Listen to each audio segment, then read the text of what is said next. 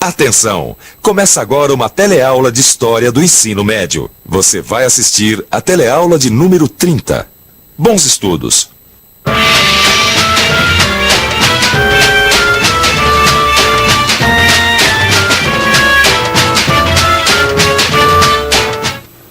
A sede insaciável do ouro estimulou tantos a deixarem suas terras e a meterem-se por caminhos tão ásperos como são os das minas, que dificultosamente se poderá dar conta do número das pessoas que atualmente lá estão.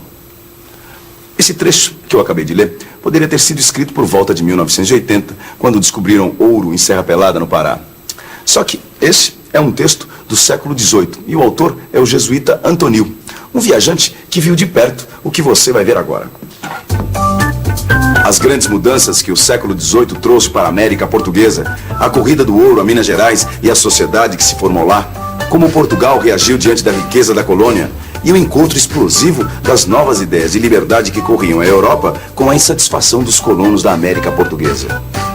E agora, como os bandeirantes paulistas, aventureiros de outras partes e rei nós, vamos partir em busca do ouro.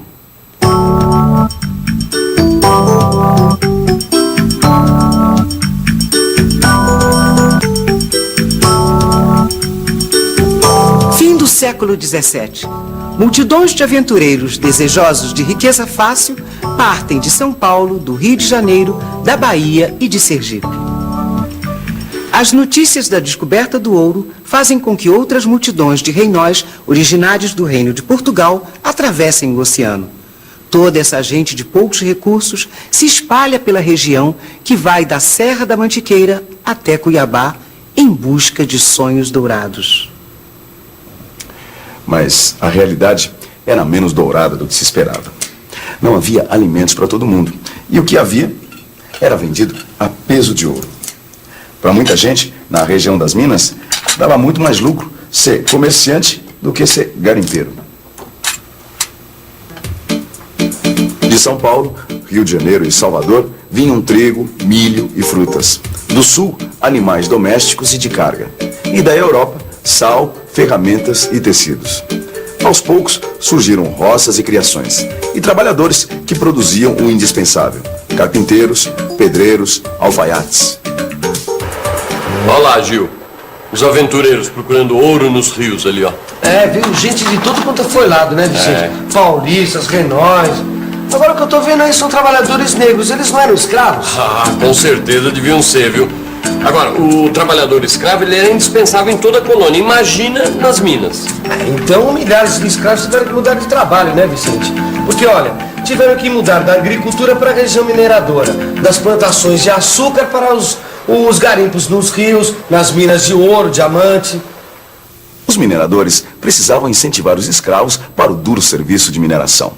Se o escravo descobrisse um veio como esse, de ouro, poderia ser libertado, ou seja, poderia ganhar a alforria. Por esse meio, ou até escondendo ouro ou diamante nos cabelos, muitos escravos acabaram se libertando. Chico Rei, um escravo que achou ouro e passou a comprar cartas de alforrias para outros escravos. Chica da Silva, escrava que virou mulher do patrão. Essas duas personagens reais são exemplos das mudanças pelas quais a sociedade passou nesse tempo. 1770. A população de Minas Gerais passa de 300 mil habitantes. Os mulatos representam mais de 25% da população. Só uma pequena porcentagem é escrava. Se juntarmos a esses 25% a quantidade de negros, escravos e forros, a população não branca de Minas sobe para 80%. Ô Vicente, você reparou como a sociedade mineira é diferente da sociedade açucareira que a gente viu no litoral nordestino? Ah, mas sem dúvida. Olha, em cidades como Vila Rica, por exemplo, não existia aquela separação entre casa grande e senzala, entendeu? Todo mundo convivia lado a lado. Mineradores, comerciantes, fazendeiros, os padres, os militares, até os funcionários da coroa, entendeu? Além dos artistas e dos artesãos, né? Sabe o que é? As cidades mineiras nessa época se desenvolveram muito. A verdade mesmo é que o ouro enriqueceu muita gente. Pois é, e essa fartura de ouro também possibilitou a construção de grandes obras, como essas igrejas barrocas aqui, ó. Tá vendo só, Gil? O ouro da mineração financiou obras de arte que são visitadas por turistas até hoje. Ouro Preto, por exemplo, que é o nome atual de Vila Rica, é considerado patrimônio mundial da humanidade, protegido por organizações internacionais. O ouro, que foi em parte responsável pela obra do escultor Aleijadinho, também levou para as minas uma grande quantidade de reinóis, funcionários da coroa e aventureiros, atrás de riquezas. Os reinóis tinham mais facilidade de conseguir terras e escravos. Os paulistas, que tinham descoberto o mapa da mina, se sentiram prejudicados pelos emboabas. Emboaba era o nome dado para qualquer foraceiro. 1708. As tensões entre paulistas e emboabas explodem em grave conflito. A coroa portuguesa intervém e envia um governador para a recém-criada capitania de São Paulo e Minas de Ouro. 1709. Batidos pelos emboabas, muitos paulistas seguem para Mato Grosso e Goiás em busca de ouro e diamantes. Olha, Vicente, tem uma coisa. Os paulistas acharam ouro, acharam diamantes em Mato Grosso, Goiás. Exatamente. Agora, o que os portugueses acharam dessa movimentação toda? Eles deviam estar achando muito bom, viu, Gil? Sabe por quê? Porque desde meados do século XVII que o preço do açúcar no mercado internacional estava caindo. Então, para a coroa encontrar ouro na sua colônia, era a solução para os problemas econômicos. Agora eu acho que a gente devia descobrir o que os colonos daqui achavam de Portugal querer esse ouro. Porque você sabe que os paulistas chegaram até a guerrear com os renóis, né? Exatamente. Isso porque os negros estavam muito exaltados, né? Exatamente. Então vamos fazer uma coisa? Vamos ver como Portugal administrava a riqueza da sua colônia. E era uma vasta riqueza. Em 20 anos, cerca de 300 toneladas de ouro foram tiradas da região das minas. Para garantir a posse desse ouro, Portugal criou a Intendência das Minas, uma repartição pública dirigida por um Renault, claro, que ficava encarregado de estabelecer normas para a distribuição de terras para explorar e administrar os conflitos numa região tão violenta. No Rio de Janeiro, foi criada uma casa de fundição. O ouro saía de minas em pó ou pepitas e no rio era fundido em barras. Veja só, de cada 5 barras, uma, ou seja, 20% ia para a coroa portuguesa. Como 20% é 1/5 de 100, esse imposto era chamado de quinto. E como todo imposto, não foi bem aceito pelo povo. Estes impostos eram muito altos em relação aos serviços prestados de Portugal para a colônia. E os colonos, então, apelaram para a falsificação e o contrabando. Bom, é claro que essa situação não ia poder durar por muito tempo. Para evitar os abusos, a coroa portuguesa endureceu e tomou várias providências. Criou novos impostos, aumentou a vigilância, instalou casas de fundição na própria Vila Rica, de onde o ouro já saía selado e sem o quinto. Essas dificuldades só fizeram aumentar a inquietação da população. Houve revolta e a arrecadação continuou a cair. Foi então que a coroa adotou o sistema da cota fixa. Cota fixa queria dizer o seguinte: cada área mineradora devia fornecer 100 arrobas, cerca de 1.500 quilos de ouro por ano. Se houvesse atraso no pagamento, ou se a quantidade não fosse atingida, viria a derrama, que era a cobrança do imposto atrasado de cada morador. Tá ficando difícil, hein, Gil? Imagina a situação, o cobrador batendo na sua porta e você ter que completar essa quantidade de ouro. Aí Já pensou num negócio desse? Agora, Vicente, tem uma coisa que deu para sentir, viu? Que as relações entre a colônia e Portugal mudaram muito nesse século XVIII. Viu? Isso é verdade. E tem mais. Tem uma coisa que eu entendo, que é o seguinte: a metrópole não ia muito bem de economia, não. E olha, desde o Pacto Colonial que ficou claro que Portugal só queria mesmo era explorar a colônia. Agora eu fico pensando, quem foi que arrochou o Pacto Colonial desse jeito? Será que foi o rei? 1750. Sebastião José de Carvalho e Melo, o Marquês de Pombal, é primeiro-ministro do rei D. José I.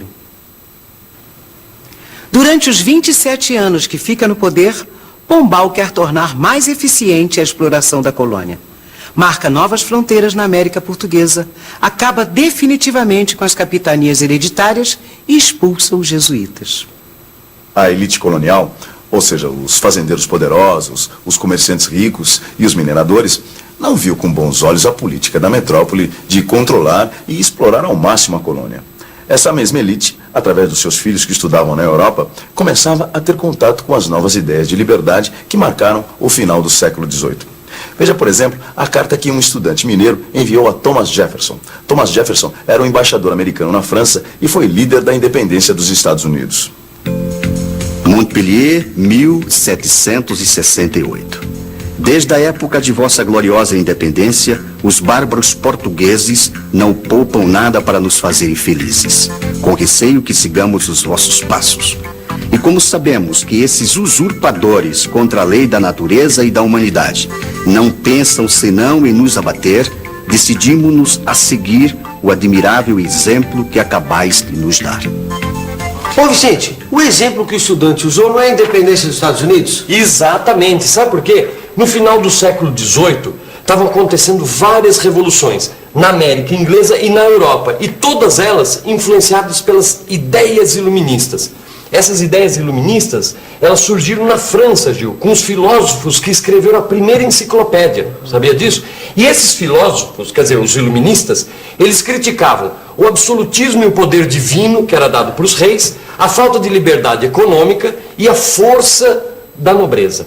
Os burgueses, por exemplo, que eram ricos, mas não eram nobres, eles lutavam por mais liberdade para os negócios, entendeu? E os intelectuais, eles lutavam por o quê? Por uma constituição que determinasse direitos e deveres dos cidadãos. Liberdade, igualdade e fraternidade? Já vi tudo, meu caro. Essas ideias, junto com aquela história da derrama, vão abalar a região das Minas. E o estudante não disse que ia usar o exemplo dos Estados Unidos? Aí vem rebelião, meu caro. Pode esperar. A rebelião não chegou a estourar. Foi mais uma conspiração, formada por membros da elite de Vila Rica e um suboficial do Regimento dos Dragões de Minas, o alferes Joaquim José da Silva Xavier, também conhecido como Tiradentes. A ideia central dos conspiradores era proclamar uma república na região das Minas e estabelecer a capital em São João del Rei. E o que motivou o grupo de intelectuais, fazendeiros e mineradores foi a chegada de um novo governador para Minas e a notícia de que em breve haveria uma derrama. Em troca do perdão de suas dívidas, um dos membros da conspiração, Joaquim Silvério dos Reis, denunciou os nomes e os planos. Março de 1789. Os conspiradores são presos e começa a devassa, ou inquérito. 1792. Com exceção do advogado Cláudio Manuel da Costa, que teria se suicidado na prisão, todos são julgados. Alguns recebem perdão. Outros são degredados para a África. Tiradentes é condenado a morrer na forca. É esquartejado e, para servir de exemplo, seus restos são expostos ao longo da estrada que liga Minas ao Rio. Hoje todos nós sabemos que Tiradentes foi um mártir da independência, mas ele só foi considerado herói 100 anos após a sua morte, quando foi proclamada a República no Brasil. Para a coroa portuguesa, no entanto, Tiradentes era considerado um traidor, um bandido que conspirou contra o poder legítimo. Bom, como você viu nesta teleaula, a relação dos habitantes da América Portuguesa com a sua metrópole enfrentava uma crise. E olha, a resolução não viria no século XVIII. Confira aí na revisão. E atenção, se liga aí que é hora da revisão. Na teleaula de hoje, você viu que a Corrida do Ouro criou uma sociedade diferente na região das Minas e mudou a relação de Portugal com a América Portuguesa. Havia grande quantidade de mestiços e negros convivendo lado a lado com fazendeiros, comerciantes e mineradores. A riqueza da região financiou obras de arte que hoje são patrimônio da humanidade. Portugal, em crise econômica, estabeleceu impostos pesados como a cota fixa e cobranças como a derrama para explorar ao máximo a riqueza descoberta na colônia. A insatisfação dos colonos e as ideias iluministas que percorriam a Europa criaram a situação ideal para as revoltas. A conspiração mineira foi uma tentativa de criar uma república em Minas e resolver a crise que a América Portuguesa atravessava com sua metrópole.